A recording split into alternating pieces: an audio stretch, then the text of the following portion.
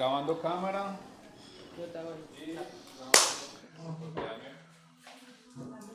Sí, segundo que nos pusieron música ambientación que no iba. Ay, qué risa, sí. claro. Pero podemos hablar de un tema, no sé, con esa música. Sí, tendríamos que hablar de, no sé, Las música clásica. Las mil y una noche. Hola Carlos, bienvenido entonces a esta sobremesa acá en la música. La primera pregunta, siempre la más importante de esta entrevista, ¿qué te podemos ofrecer de tomar? Un jugo de patilla, por favor. Jugo de Sería patilla. muy refrescante en este Muy momento. bien, también conocido como jugo de patilla. Claro, el mismo, El mismo, es el mismo. Sí, más al sur dice patilla. Exactamente. Pero es el mismo. Exactamente. Bueno, ya va a venir en camino. Quería preguntarte, teniendo un padre médico, ¿no? Ajá. Yo tuve un padre médico también. Sí, tuve una banda también, un par de bandas. Y- Creo que yo le hubiera dicho a mi padre, papá, me voy a dedicar a la música. Lo primero que me hubiera dicho es que estoy loco. Lo segundo hubiera sido, cuando tengas un título, después conversamos, ¿no? Sí, sí, sí. En tu caso, ¿cómo fue? No, fue muy hermoso porque tanto mi papá como mi mamá siempre conmigo fueron bastante liberales en esa forma de ser, en, en la vida en general. Entonces, no, pero yo sí quise ser médico, yo sí quise ser médico. Pues. Yo sí terminé el colegio y aunque ya estábamos en teatro y ya cantaba, yo entré a estudiar medicina, o sea, hice todo el primero, empecé a hacer el premédico y porque tenía ese ícono ahí en mi vida, maravilloso. Pero no, me fui dando cuenta en el interín de la vaina que no. Que no era. que no. Que no era. Que no era. ¿Y es cierto que ibas a cantarle a algunos de los pacientes de tu padre? Sí. ¿Qué tipo de médico era tu padre? ¿Qué especialidad? Mi papá era otorrino laringólogo. Ajá. Sí. Pero tenía un tío que era vías digestivas y teníamos en la familia diferentes especialidades.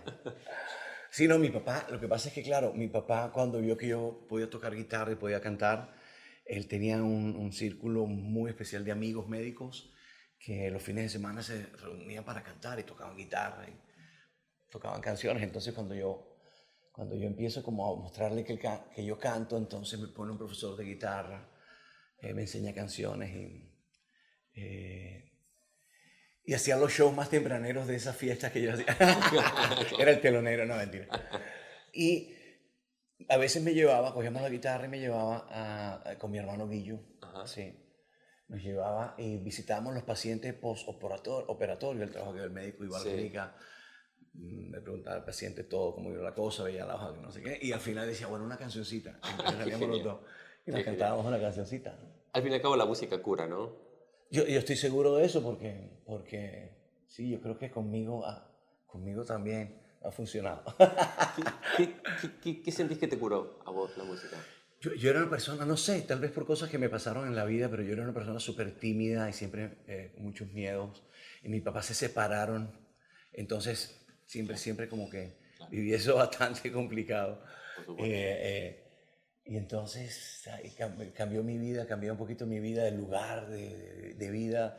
Dentro del mismo país, cambié de país y me empecé a encontrar en mi colegio con el festival intercolegial, con lo que llamábamos las murgas, entonces que se iba a estar en el coro, que se iba a estar y después que en el grupo de teatro y empecé a encontrar en todo eso como algo que en ese momento Te me seducía. ayudó mucho, sí. Cuando empezaste a hacer tu estilo musical, ¿no? Ajá. Tropi pop, incluso tropi rock en algún momento, Sí, ¿no? sí. Hubo hubo muchos puristas Ajá. que te vieron como un hereje Sí. del vallenato. Ah, mira, ahí Claro. está el juguito. Claro. Te vieron como, no sé, como si yo le pusiera rapear a un tango, ¿no? Ajá. Digamos, te vieron como súper, como un hereje, básicamente. Como, Claro, pero era normal porque ellos pensaban que yo estaba haciendo folclore. Claro, correcto, correcto. Sí, Y esa y era la yo diferencia. sabía que yo no estaba haciendo folclore. Entonces, claro, por supuesto, una industria acostumbrada que si uno utilizaba la música de las raíces, pues obviamente estaba haciendo folclore. Y yo Claro. tenía muy claro que yo no iba a hacer folclore. Correcto. porque entendía lo que era el folclore. Pero que sí podía hacer mi rock and roll, como tú dices, o mi pop, y cosas, a partir de una identidad, y especialmente de una herencia de ritmos que tiene la colombianidad. Creo que Latinoamérica, el mundo entero tiene herencias percutivas, rítmicas, por supuesto. muy poderosas. Entonces, fundamentalmente era eso. Yo sabía que el folclore y las historias y las diferentes vertientes de la diversidad cultural colombiana musical nos han dado un acervo de cosas increíbles. Entonces era entender eso y trabajar eso. Y entonces, claro, cuando me la gente, eso no es folclore, yo le decía, claro, tienes toda la razón, pero veamos si es la misma razón por la que tú piensas que no es folclore que es la mía.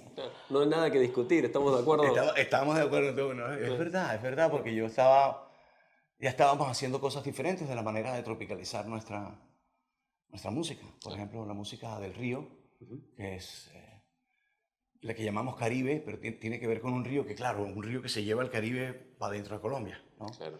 Pero que donde es el origen de la música es prehispánico, de los ríos grandes, la cumbia. Y todo eso de ahí, de esa cultura, bueno, ahí empieza como nuestra identidad, esa locura de... Claro. Y hablando, digamos, específicamente, por ejemplo, del vallenato. El vallenato actuaba originalmente como una especie de reporte noticioso, ¿no? Es decir, era la manera de enterarse de ciertas cosas que pasaban en otras ciudades, en otros pueblos, cuando no existía nada. Es decir, se escuchaba, no se bailaba. Correcto. Se escuchaba y no se bailaba, porque claro, ese era lo que tú planteas, es como el origen. Porque incluso pues no existe la industria de la grabación, es decir, Claro. no se hace música para hacer discos, ni para que le hagan a una entrevista célebre. Es verdad, sí, claro. Esa era la tradición oral, que fue lo que estaba, y estaban las cumbias, que es la mamá de los vallenatos. Porque para entender que el vallenato es hijo de la cumbia, hay que entender que el río Cesar, que es el río que cuenta las historias vallenatas, es afluente del río Grande de la Magdalena. Claro. Y es afluente donde está otra de las grandes ciénagas, y está la capital del banco, capital de la cumbia original. Entonces uno entiende la conexión de ellos cuando uno descubre pues la parte geográfica también. Cuando llega la gota fría, que por hacer un chiste malo terminó siendo la más caliente. Digamos, sentiste como que el otro día me acordaba, por ejemplo, a Cali Uchis. Ella contaba que sus parientes en Colombia, ¿En Cali? Sí, no le creían que ella pensaban que estaba en algo turbio, no creían que ella realmente estaba viviendo de la música, ¿no? Hasta que grabó con Juanes. Y el día que grabó con Juanes le dijeron, sí, claro, y estaban todas orgullosas y hablaban de ella con orgullo, ¿no? Yeah. Digo, cuando vos sacaste La Gota Fría, todos aquellos puristas que decían, oh my God, ¿sentiste como que dijeron, oh no, sí, por supuesto, nuestro amigo Carlos Vives, nosotros siempre lo apoyamos? Hay una que otra historia, pero lo más importante realmente es que después muchos de ellos me dijeron, mira, no has vuelto a hacer esos vallenatos tan espectaculares que hacías. Claro. Pero ¿cómo así que me dijiste que estaba pegándole el rock al vallenato? Que eso no era... Sí, no, pero al final me dio como, ¿sabes? Una visión de lo que podíamos hacer con la música cuando enfrentamos esos vallenatos, porque claro, yo había hecho la vida de Rafael Escalona y había cantado un compositor, mi papá, amigo de mi papá y que había estudiado en el colegio con mi papá. Hice la vida en una inspiración de sus canciones para una serie de televisión. Entonces, había vivido eso, entonces ya había hecho bastantes cosas ahí, había trabajado incluso con las bandas de rock nacional, con una mezcla de cosas que nos dieron como en la educación musical, que nos ven, ¿no? Hacer ese cruce de caminos nos llenaron de todas partes.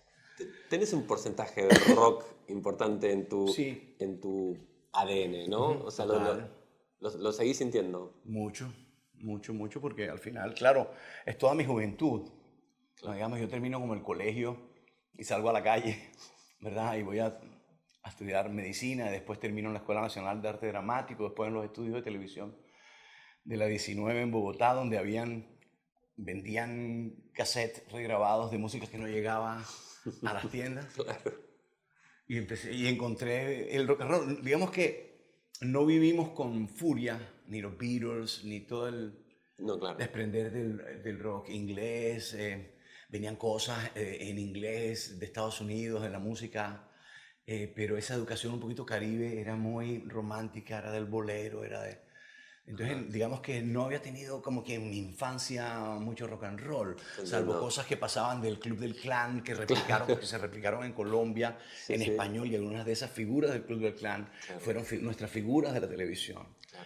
Pero descubrir, por ejemplo, un rock con mucha originalidad en español, sí, pues... Mind-blowing, Me como dirían en tocó inglés. a mis 18 años, ¿me entiendes? Claro. 19 años. Claro. Y ver una serie de artistas del rock argentino especialmente, pero también de España y también de México.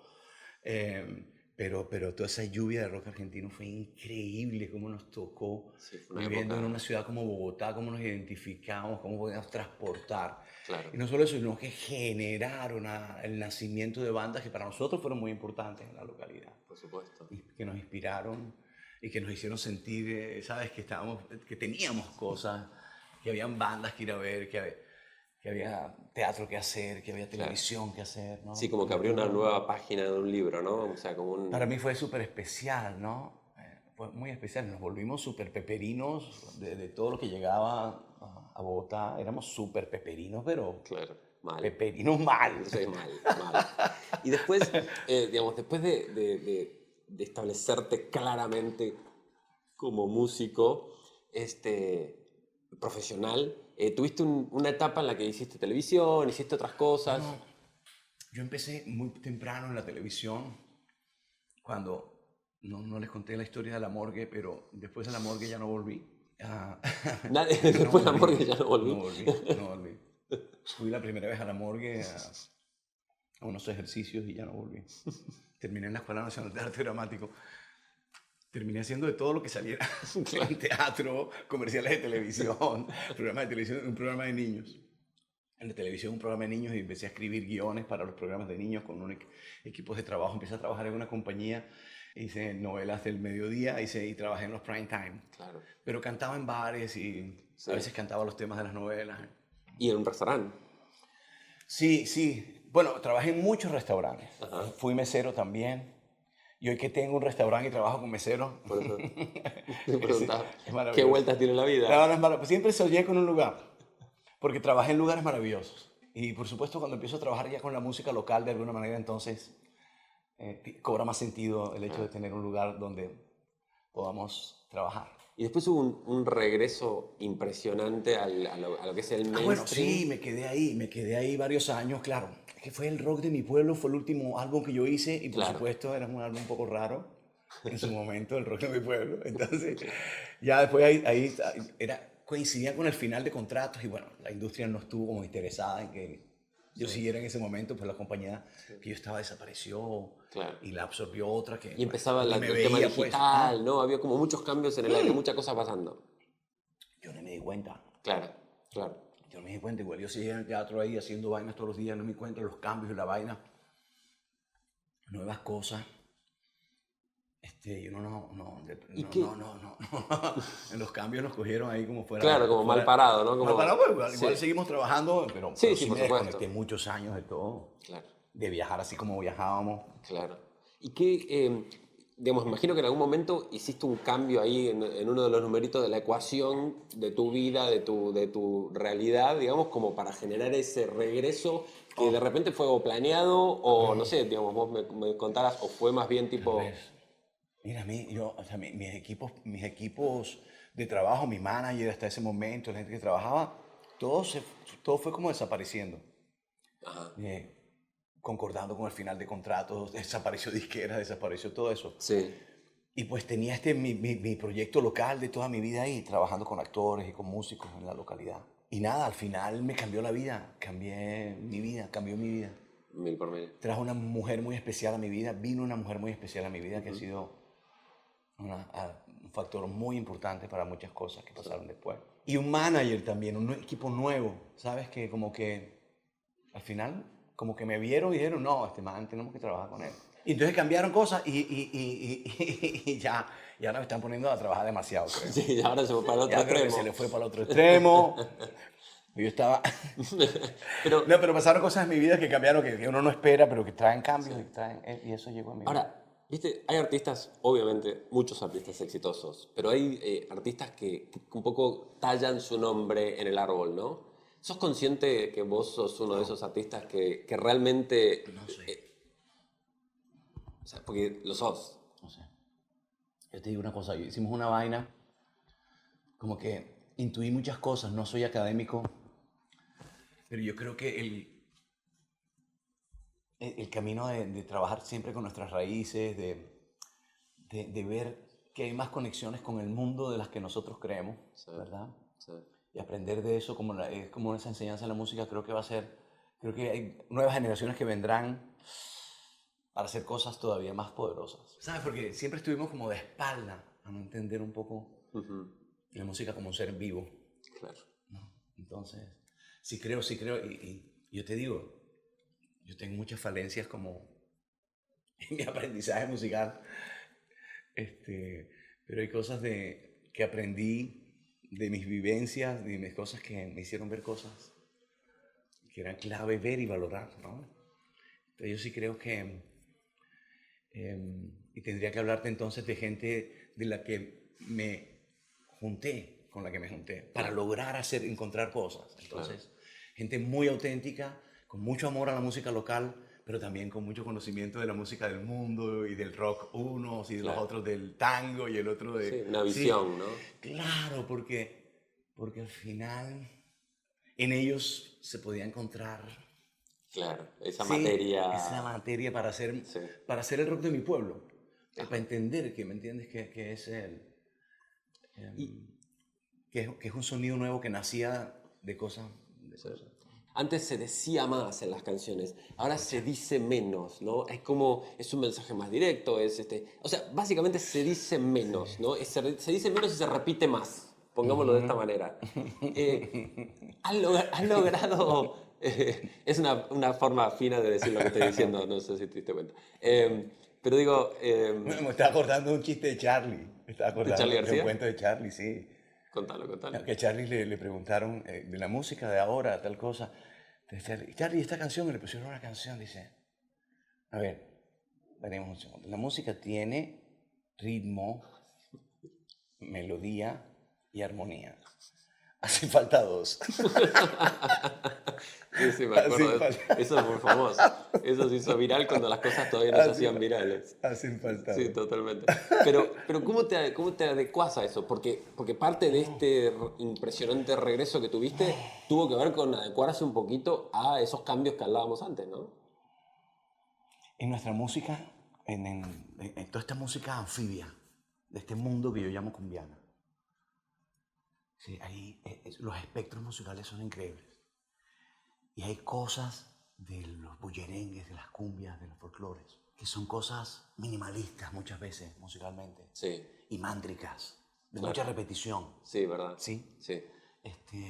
No, porque ahí vamos a llegar inevitablemente a algo que hay que hablar, y es que lo que llamamos hoy música urbana, el trasfondo de su origen y todo, hay muchos de estos folclores. Ajá, claro. Llámese cumbia, todo el insumo panameño, que es donde se empieza a contar esta historia, ¿no? Allá del general y de todo lo que el chombo, ¿sabes? Nos ha contado. Y podemos ver todo ese paso a llegar a la gran antena que es Puerto Rico y sacar todos sus artistas y toda su locura. Pero hay muchas cosas de nuestros folclores que son muy en lo prehispánico, en lo africano y en lo español. Hay una mezcla ahí. Y entonces hay cosas, claro, de nuestra escuela más, de más líricas, ¿verdad? Claro, además, de decir un poco más y de dejar un mensaje para que la gente interprete, ¿no? Tienes todos esos mundos ahí. Sí, claro. Esta es la canción del lobo. Esta es la canción del lobo, el lobo. Y, no, y te quedas ahí diciendo el lobo. Y esta es la canción del lobo. Sí, nosotros en Colombia nos ha bañado música de toda esa mezcla de lo indígena, de lo africano, de lo español, de lo sirio-libanés, del norte de África. Claro, hoy prevalece más la cosa rítmica, ¿no? Claro. A lo más poético, lírico, ¿verdad? Si la música va para donde vos la estás llevando, estoy seguro que va a buen puerto. Así que te agradecemos infinitamente que hayas compartido esta sobremesa conmigo, nosotros acá en la música. Te invito, mira, un brindisito con jugo de Patilla. de patilla. De patilla. Es el nombre castizo Castizo, claro. Porque si no le decimos de la sandía. Correcto. Sí, señor.